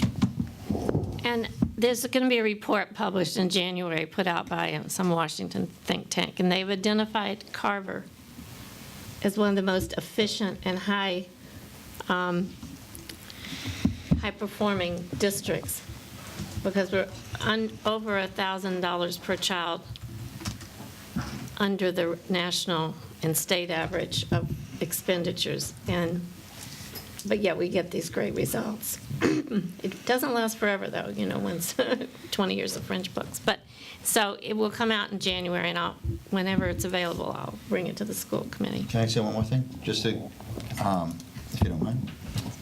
Because, again, years ago when I was on the school committee, you see our little town approaching these wealthier towns like Duxbury, Norwell, et cetera, Hingham. And you say, wow, we're on our way. We're going to catch them. We're going to tie them, even though they have so much more money. And then all of a sudden, it feels like we're starting to fall back a little bit, despite our individual results and our group results. So that trying only goes so far. I mean, the money is important, especially, and like I say, I want my kids to compete with the other kids in the state, in the country, in the world. And I know we all do. So again, the money is important. So just again, I just want to add those 2 cents. Any other thoughts from the committee on these budget processes? Finance committee, any thoughts or questions, comments? Just a quick one, and excuse my ignorance. What is the driving factor for the overall budget? Is it the per capita per child? Is it the actual income into the town? Where we're now 33% of what we were 13 years ago. Why are we there as opposed to not using that 33% to better the education system?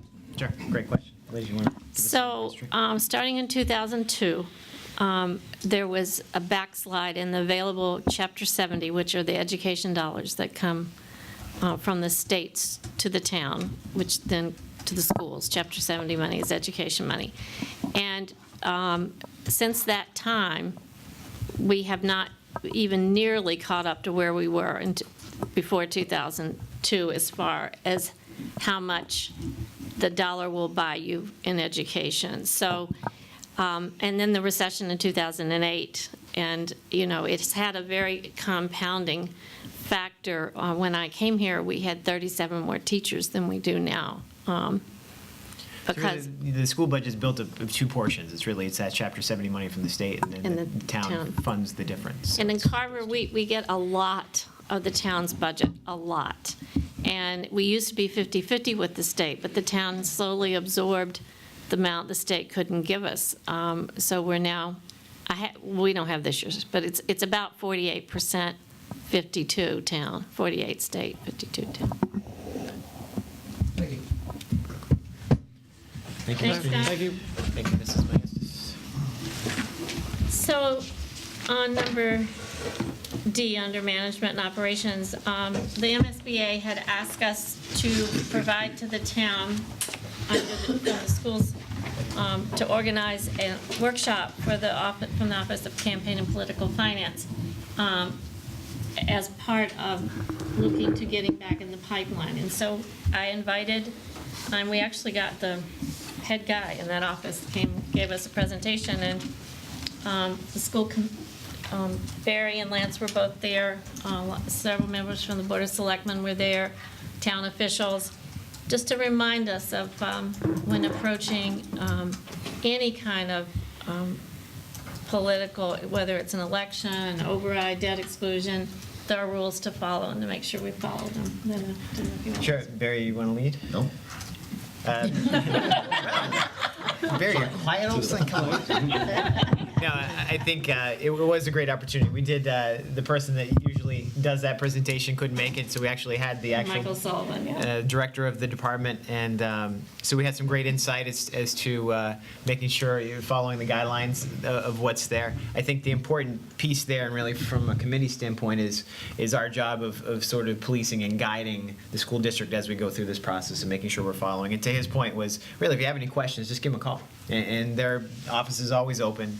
Give them a call if we have any questions. And really, it's pretty simple. If it's anything involving the new campaign, there's no dollars used from the school district. It's pretty clear. And that's a policy that's pretty straightforward and one easy to keep. And so if there's any questions, it's really working through their office. But I think from our standpoint, it's a pretty simple process. As long as we're following those guidelines, there's no concerns or problems. So it's really our task to make sure we stay on that. That was a great summary, but one thing that I took away is we held the meeting in our elementary school gym, the old one from the 50s, and Mr. Sullivan could not believe his eyes. It was like a museum. So, that's another sign. He was impressed, yes. Yes. So. So it was a very educational meeting, and one we know will get a lot of support and be able to work with that department to making sure we're staying on. And they're willing to put anything answer in writing, which is very helpful. Yes. That was the main takeaway. So, Mr. Maher, Pat, facilities. Okay, just a few things tonight, actually, and most of them deal with our security upgrades. We've got our new security badge and access system, so we're working on the programming. Dave has got it up in his office, and we're going to be working on district-wide badges with pictures and there will also be a proximity card to open the doors. So that's a nice upgrade to have. The other part that we're waiting for, and the reality of it is we're waiting for a grant from our insurance company to complete the project with 3 visitor management systems. And those are about $5,000 a piece. We got a $10,000 grant from our insurance company. And the other 5 is just about as what we have left with from our capital funded project. And for those that missed the last time we discussed this, it'll actually provide a picture ID for our visitors that come to the school right. district, so that teachers and staff will have a visual of that person. So it's a great way to upgrade our security in our system. Yeah. And that would be for our 3 main entrances, the elementary school, the middle school, and the high school. Each will have one. And we're just waiting on the check. Okay. We have, we're also still waiting on a couple of doors, 2 of them from the original order, and those 2 are the inside doors at both the middle school entrance and the high school entrance. Just a backup with the manufacturer, and Dave has been, pushing that one as much as he can. We've got a couple of other doors that were ordered later. I don't know, we've heard this before, but in about a week or so, they should be here. But again, we've heard that one before too. So we still got a couple little problems here and there that we're taking care of with the access systems. Everything's pretty much cleared up though, and then we did have a Pod 2 problem today, I think it was, wasn't it, Ruby? Was it today, with the heat? Yes. Pod 2, and I know that when I was over there, the vendor was there already working on it, so hopefully he got that one fixed. I don't know the status. But I don't know. But I know he was there, so, and that's it for facilities update. Thanks, Matt. So, under family and community engagement, our standard for our work, I wanted to remind the community of the upcoming events following our school committee meeting tonight. So on the 11th, Wednesday at 6:30 in the middle high school auditorium, we have the elementary concert. And on the 12th at 7 p.m., we have the middle school concert in the middle high school auditorium at 7. Those elementary 6:30, middle school 7. And then on the 17th, we have at 7 p.m., we have the high school band and chorus at the middle school, high school auditorium. On December 20th at noon, we have the Winter Song Fest for grades 1 and 2 at the Irwin K. Washburn Gym. And then we'll have our Happy Holidays break. And then January 2nd, all students return to class. We do have an early release day on January 8th. We have another school committee meeting on the 13th. January 17th is no classes for students, Teacher Professional Development Day, and makes a 4-day weekend for families with Martin Luther King Day on Monday. But the teachers will be in on Friday before, so it's 3 days for teachers and 4 days for families. So just to remind everyone of those dates. And the other standard we work on every year is our professional development. And we tell you a little bit as we go along, but we do want to, Meredith has a report with Tammy Johnson about teachers as scholars, a mainstay of our professional development. Thank you, Meredith. Thank you. So Liz asked me to prepare this presentation to let the public and the committee know about a program that we have been participating in for the past 6 years here in Carver. And it is called Teachers as Scholars, and the tagline for the program is a new vision of professional development. So Teachers as Scholars is an opportunity that exists. It's based on a subscription. So we buy a certain number of seats. It's not a paper subscription that we get, but it's a seat subscription as far as enrollment goes. And it allows our teachers to participate in professional development that is hosted in Boston, and it's a joint collaboration between colleges and universities in that area and pre-K through 12 districts, both public and private, in Massachusetts that participate in the subscription. And the notion behind it is kind of that symbiotic benefit that occurs when the scholarly or theoretical component of education, being the university level, has the opportunity to teach and then hear from and learn from pre-K through 12 educators. In turn, it allows our pre-K through 12 educators to participate in college courses, again, without having to do so for credit or for a long-term experience. So it's not a situation where every Tuesday night our teachers need to rush into Boston and be able to take courses and get homework and use that for recertification. This is much more something that is done in pursuit of just loving learning. And so it is for a more discrete or finite experience. Oftentimes, our teachers will go and participate in 1 to 3 day seminars. And the titles are very appealing and give us the opportunity to kind of dip back into university life and gain something from that, and then more importantly, come back and be able to enrich the lives of the students that we serve. So since 2007, when we began, 2008, when we began participating, we have been able to have 82 of those seats as far as Carver goes, as far as our participation goes. It doesn't mean 82 separate faculty, because in some cases we've had some faculty that have been have applied and have been allowed to go a couple of times. We started off with 20 subscriptions and then went down to 15 and now are at 10, so that we can maintain that level funding that we talked about earlier in terms of budget. But additionally, teachers as scholars, if there are extra seats available, they'll open them up to administrators or to Carver staff. And so this 82 represents the fact that we have been given some freebie seats over time, which we certainly appreciate. As far as the impact on the classroom goes, 75% of participants, and this is a collective from Teachers of Scholars, they liked their experience and believe that it has benefited the students that they teach in the following ways. So they've been able to kind of reconnect with what life is like as a student and what it means to be the learner in this situation, and to be able to hear from the professor, the teacher that is teaching. And they are able to access new materials for curriculum use and instructional strategies. They definitely have the opportunity to rekindle their energy and enthusiasm around a particular content area or topic.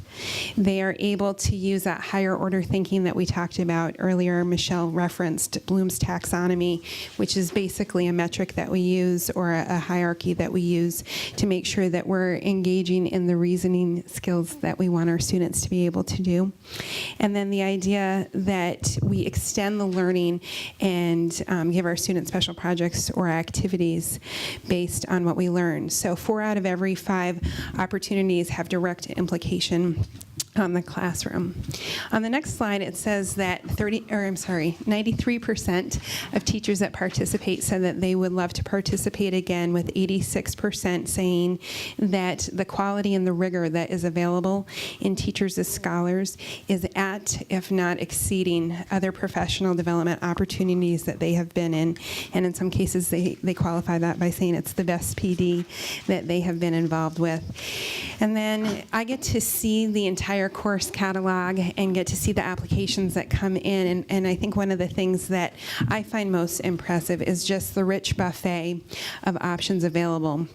So I did not list all of them, but this is just kind of some opportunities of things that Carver teachers have participated in over the years.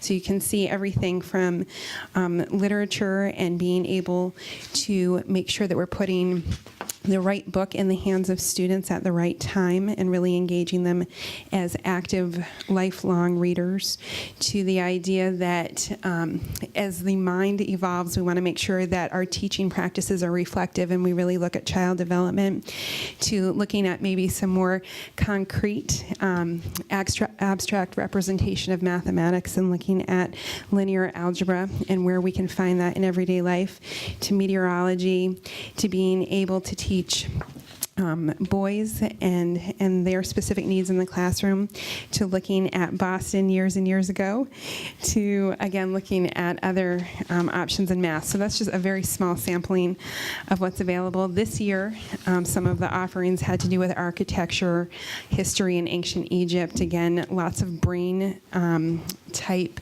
research that is very new and very current as that aspect of science continues to grow and we learn more about it.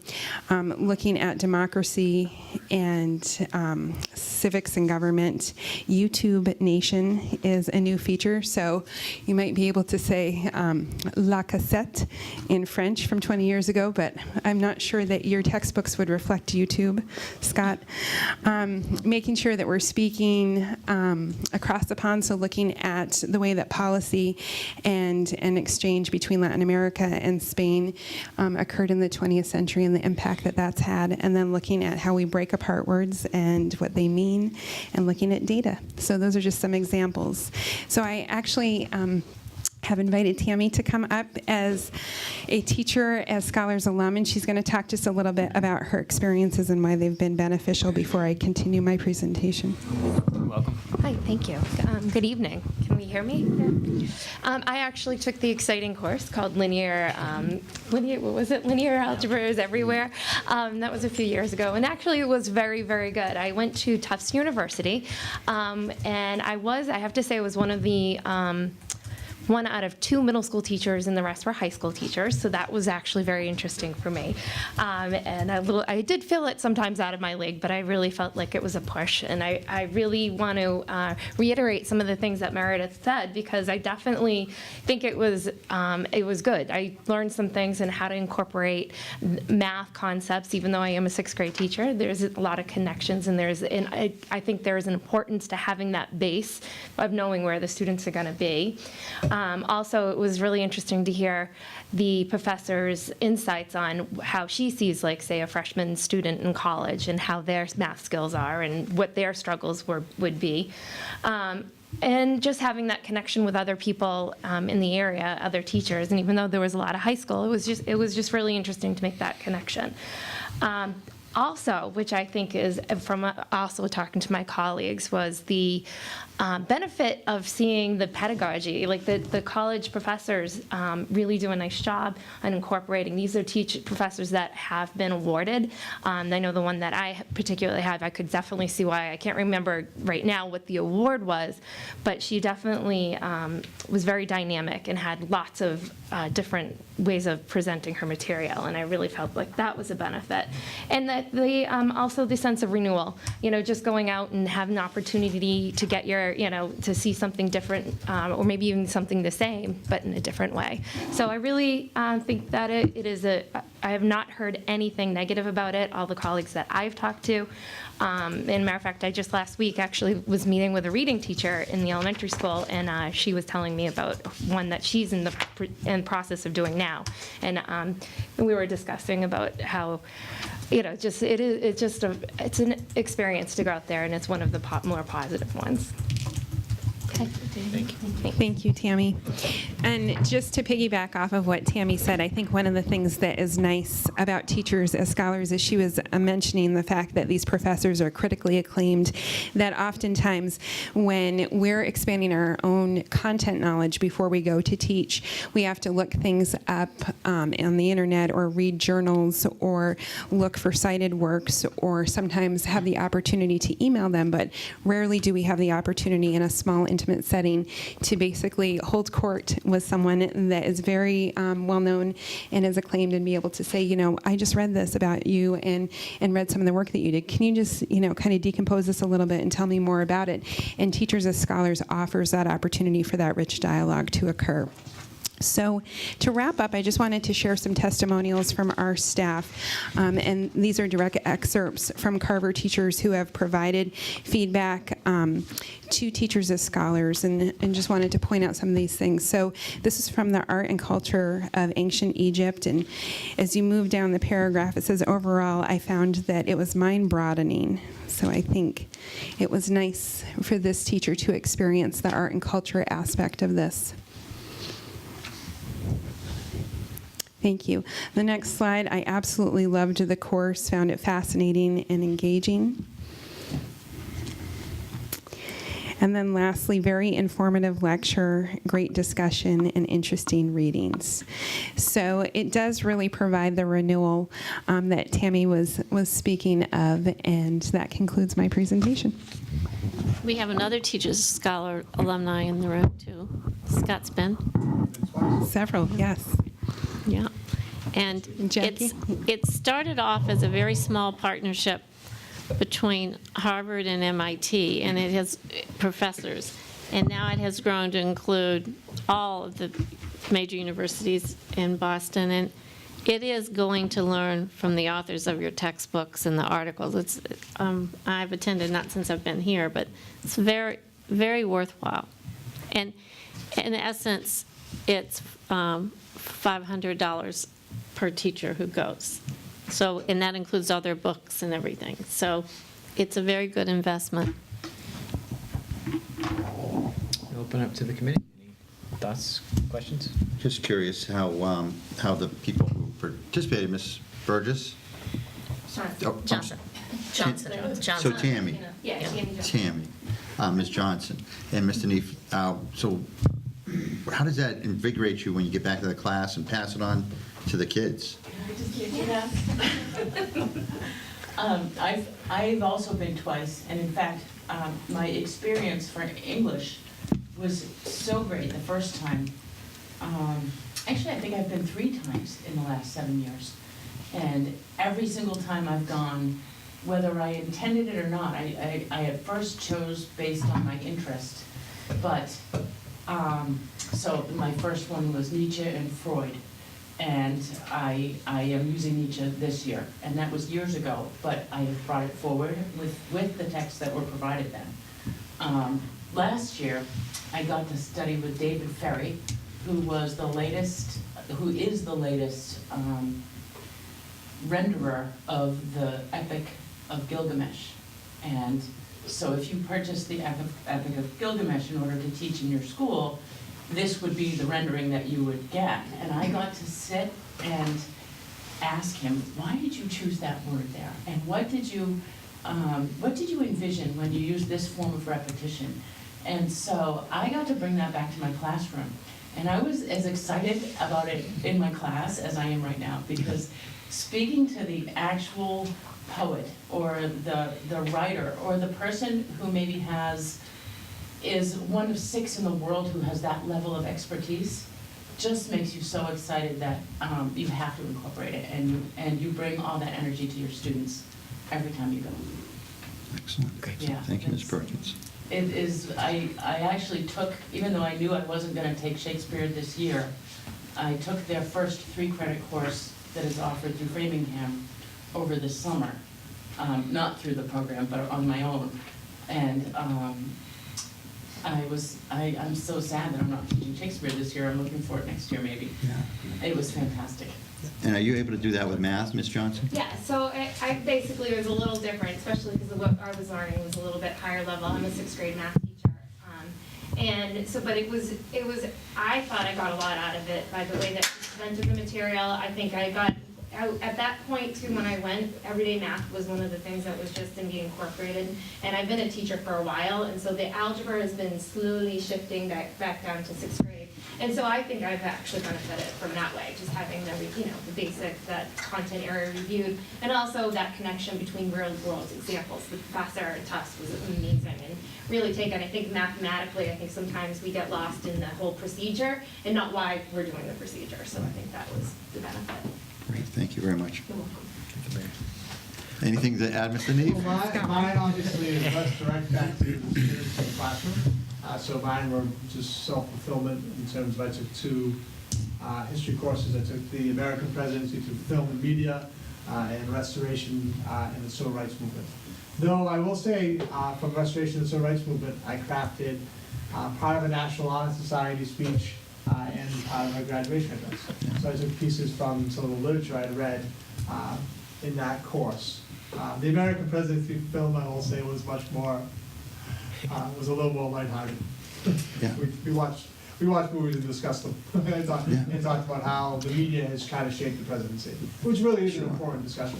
That if I was teaching, a political science course, like exactly. Yeah.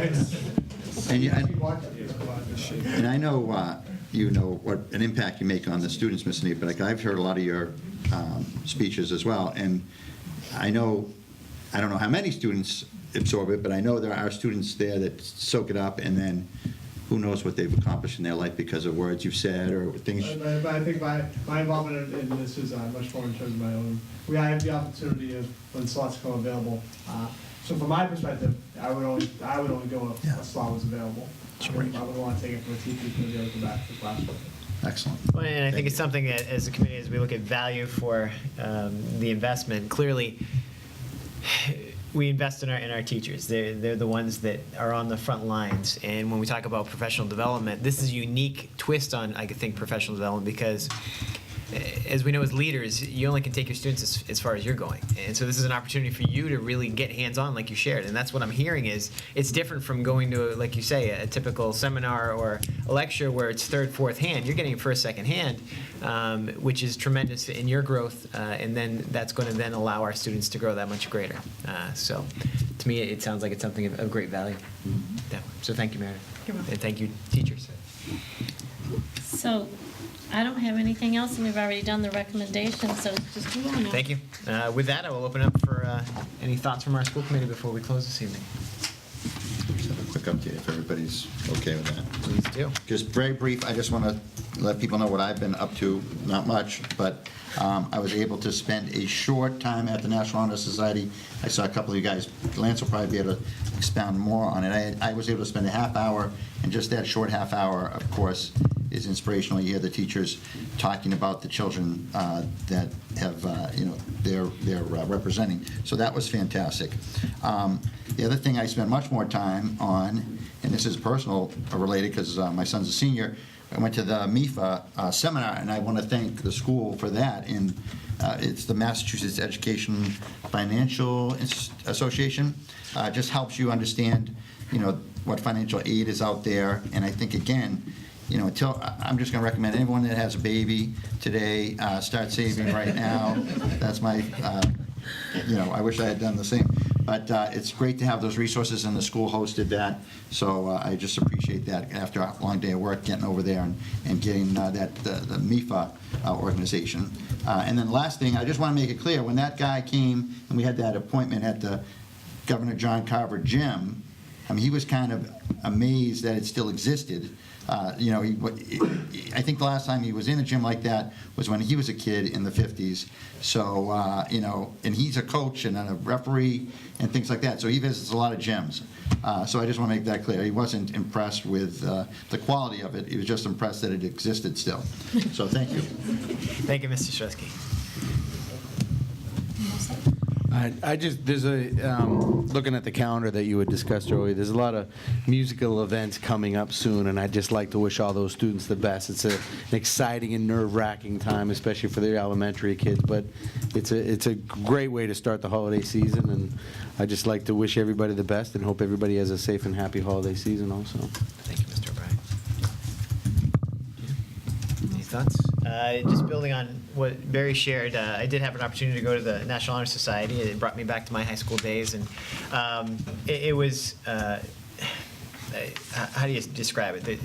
You just go away overwhelmed again at the talent and the unique special students that we have in our district. And to me, it touched on so many different levels. One, to see the teachers that sponsor these students and the commitment that they have.